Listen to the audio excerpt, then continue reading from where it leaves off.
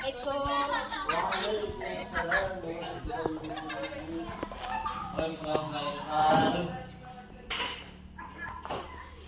siang adik-adik. Siang Bu. Sudah siap belajar? Perbaiki dulu tempat duduknya.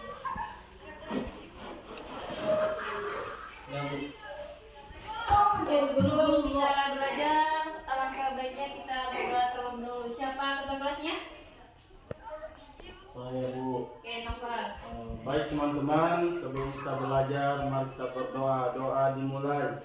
Bismillahirrahmanirrahim. Rabbi zidni ilman warzuqni fahman. Amin. Dengarkan namanya Ibu absen dulu. Pandayanti. Hadir Bu. Solfatul Mulki. Hadir Bu. Pandi Ahmad. Hadir Bu. Muhammad Novel. Hadir Bu. Farhan. Alta Bu. Kenapa? Nggak tahu Bu, sering bolos dia Bu kalau siang-siang. Oke. Bismillahirrahmanirrahim. Assalamualaikum warahmatullahi wabarakatuh. Waalaikumsalam. Puji syukur marilah kita panjatkan kehadirat Allah Subhanahu wa taala atas berkat dan karunia-Nya kita masih diberikan kesehatan serta kesempatan sehingga kita masih bisa memulai pembelajaran kita hari ini. Salawat serta salam tak lupa pula kita curahkan kepada baginda Rasulullah Nabi Muhammad Sallallahu Alaihi Wasallam. Semoga kita diberikan syafaatnya di yaumul qiyamah. Amin. Oke. Sebelum itu, adapun tujuan pembelajaran kita hari ini yaitu menganalisis manfaat hidup berpoya-poya, kemudian menghindari sikap hidup berpoya-poya. Nah, kemudian sebelum kita masuk ke pembelajaran, pasti ada yang ingat pembelajaran kita minggu lalu tentang mempertahankan kejujuran sebagai cermin kepribadian. Ada yang bisa jelaskan? Jujur adalah sifat yang dimana kita mengucapkan sesuai dengan apa yang terjadi Bu. Oke. Ada lagi? Jujur. Jujur itu Bu tidak berkata bohong. Oke. Nah, jujur itu berasal dari kata sidik, as-sidiku atau sidik yaitu benar, nyata dan berkata benar. Kemudian jujur terbagi menjadi 3 itu jujur dalam niat dan kehendak, jujur dalam perkataan, lisan dan jujur dalam perbuatan atau amalia. Nah, oke, kita masuk. Sebelum kita masuk ke pembelajaran, kita ice breaking dulu. Oke. Kita bagi 2 kelompok. Ice breaking berpasang-pasangan. Pasti yang sampai Bu. Oke. Jadi rumusnya itu A dan B. Dengar dulu, rumusnya itu A dan B. Jadi contohnya seperti ini. Kita bersalaman tapi tidak bersentuhan tangannya. Ketika ibu bilang A, maka A menangkap B dan B menghindar. Sebaliknya, ketika ibu bilang B, B menangkap A yang A menghindar. Mengerti? Belum mengerti? Mengerti Bu. Contoh. Dengarkan aba-aba. Misal begini. Dengarkan aba-aba. A. Kurang fokus. Maksudnya ketika saya ibu dia bilang Ketika rumusnya Itu kan dulu A yang mana? yang mana mau jadi A? A dan B. A dan B. Ketika ibu bilang A menangkap B, B menghindar. Tidak boleh ditangkap. Kalau ditangkap berarti kurang fokus. Sudah mengerti? Oke. B. Kurang fokus. Maksudnya kurang fokus. Oke. Dengarkan aba-aba. C. Dengarkan aba-aba. A. Oke. Kurang fokus, oke. B.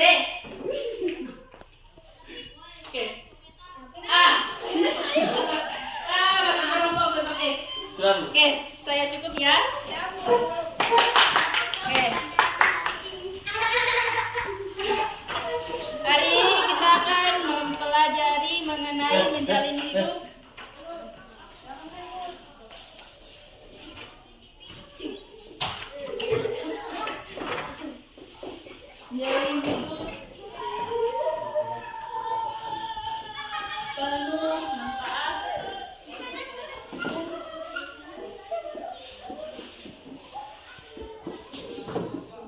dengan menghindari berfoya-foya.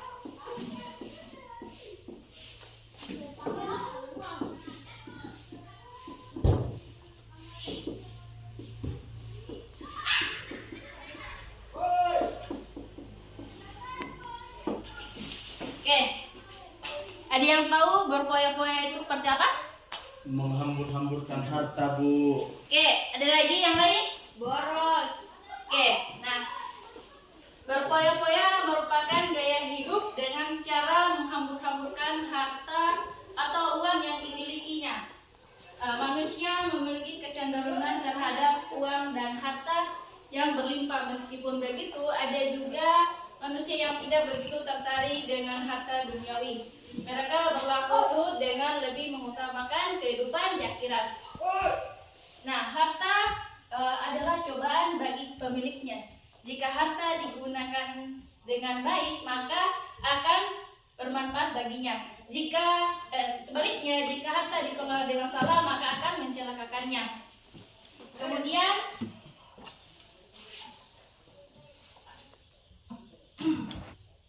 kemudian Islam melarang perilaku israf dan taksir. Israf adalah berlebihan, israf berlampaui batas atau berlebihan, dan taksir boros. Nah,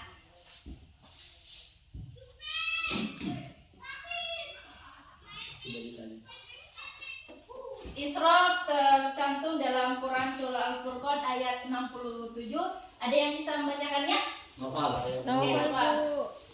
أعوذ بالله من الشيطان الرجيم بسم الله الرحمن الرحيم والذين إذا أنفقوا لم يسرفوا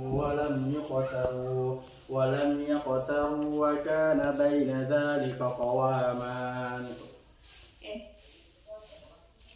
Dan orang-orang yang apabila berinfak tidak berlebihan dan tidak pula kikir, yang dimana infak mereka adalah pertengahan antara keduanya. Itu, Bu. Kemudian tafsir tercantum dalam Quran Al-Isra ayat 26 sampai 27. Ada yang bisa lagi membacakannya? Ada? Saya, Bu. Oke, nomor lagi apa ya? A'udzu billahi minasyaitonir rajim. Wa atizal qurba haqqahu wal miskina وابن السبيل ولا تبذر تبذيرا إن المبذرين كانوا إخوان الشياطين وكان الشيطان ربي كفورا. Dan berikanlah haknya kepada kerabat dekat, juga kepada orang miskin dan orang yang dalam perjalanan, dan janganlah kamu menghambur-hamburkan hartamu secara boros. Sesungguhnya orang-orang pemboros itu adalah saudara setan, dan setan itu sangat ingkar kepada Tuhannya. Nah, kemudian selanjutnya ada contoh perilaku israf dan tafsir.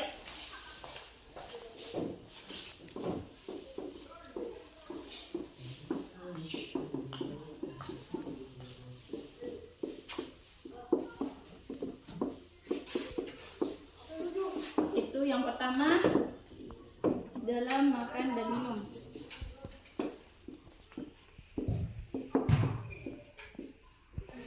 Ada yang tahu contoh tafsir dalam makan dan minum? Ketika makan dia itu sebenarnya sudah kenyang tapi masih berusaha untuk makan, Bu.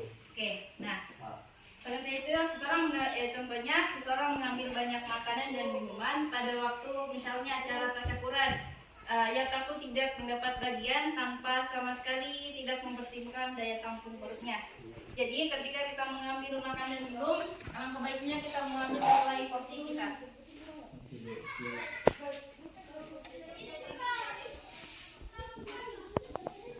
Kemudian dalam berbicara,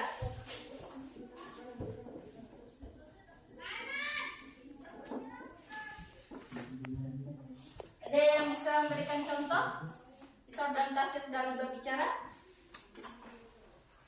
ketika berbicara Bu selalu menambah-nambahkan pembicaraan. Oke.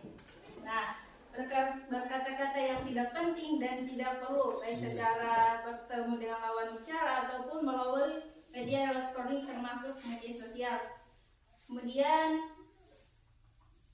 selanjutnya itu dalam berpenampilan.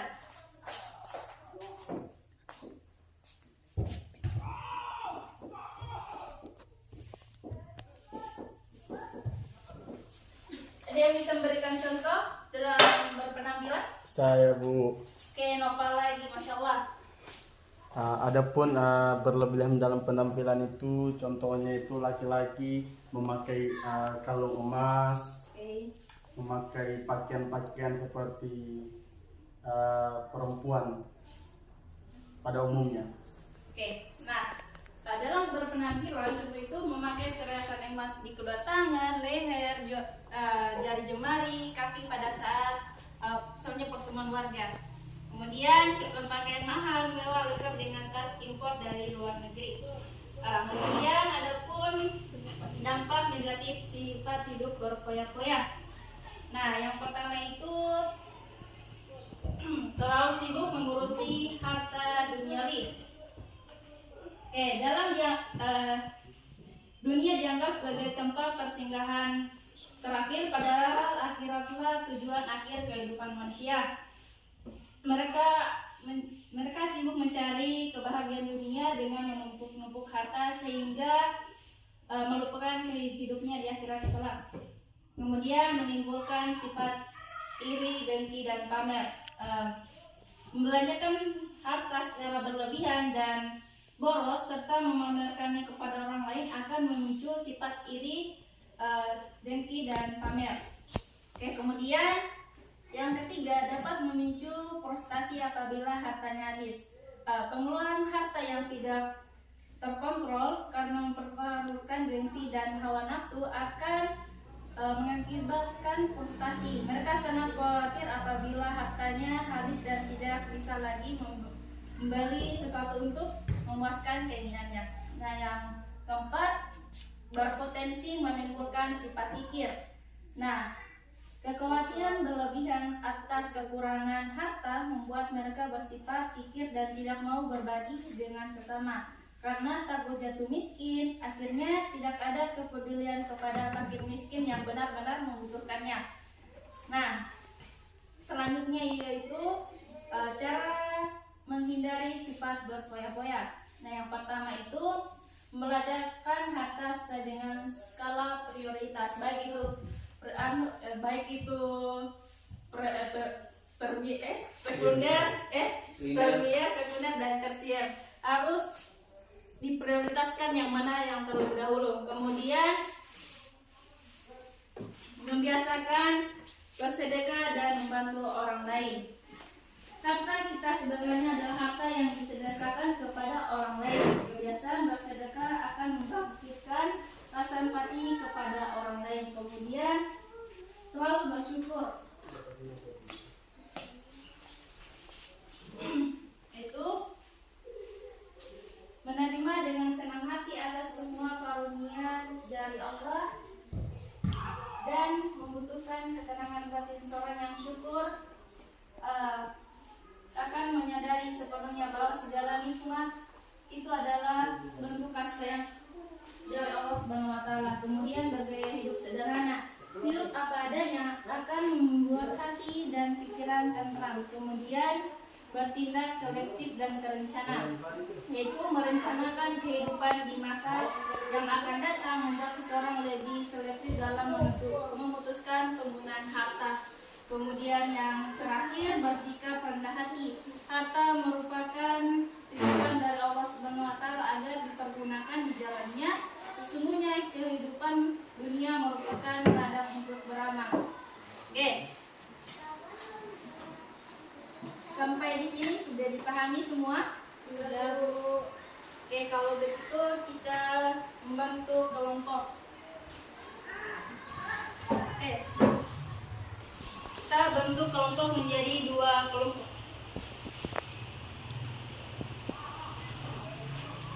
Laki-laki dan laki-laki. Oke, yang laki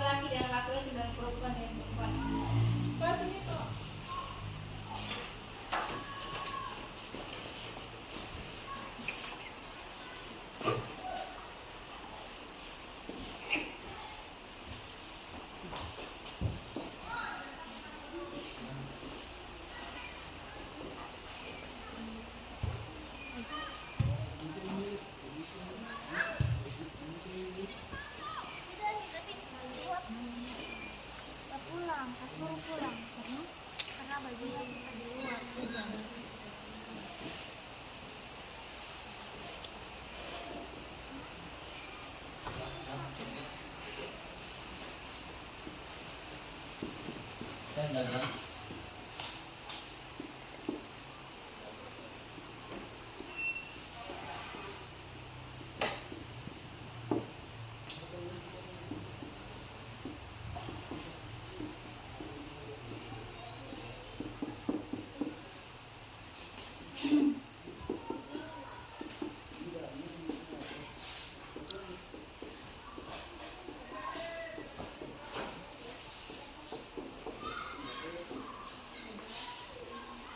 Oke, bisa dibaca? Ya, bisa Bu. Oke, silahkan dikerjakan.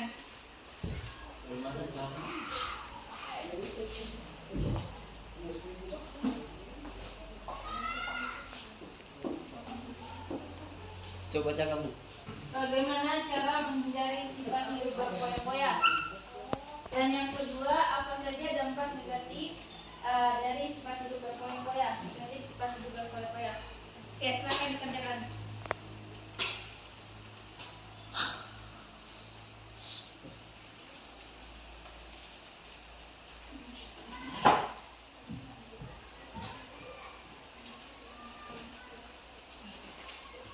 Sudah, Bu. Sudah Bu. Oke, kelompok 1 belakang ini.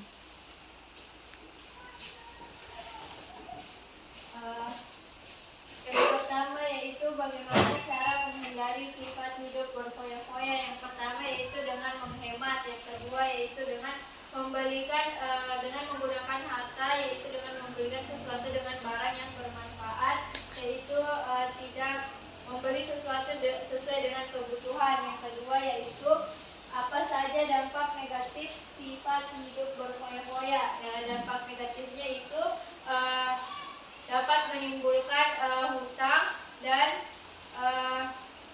itu saja. Terima kasih.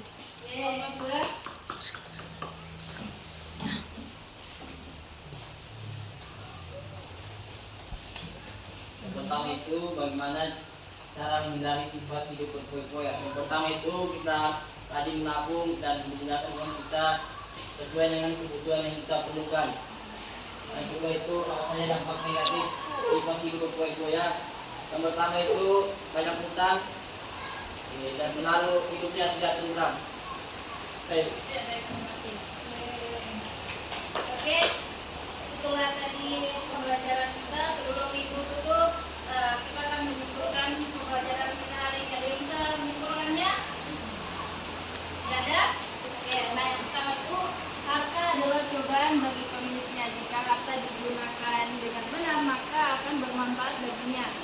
Sebaliknya, jika harta dikelola dengan salah, maka akan mencelakakannya. Kemudian ada dampak negatif hidup berfoya-foya, yaitu lalu sibuk mengurusi kebahagiaan duniawi, menimpa sifat kikir, iri dan pamer, kemudian dapat memicu frustasi apabila hartanya habis, kemudian berpotensi menimbulkan sifat kikir. Kemudian cara menghindari sifat hidup berfoya-foya, yang pertama meletakkan harta sesuai dengan skala prioritas kebutuhannya. Kemudian membiasakan bersedekah dan membantu orang lain, selalu bersyukur, bertindak selektif dan terencana. Kemudian selalu bersyukur, bersikap rendah hati. Nah, itulah tadi pembelajaran kita. Lebih dan kurangnya mohon dimaafkan. Billahi taufiq wassalamualaikum warahmatullahi wabarakatuh. Waalaikumsalam warahmatullahi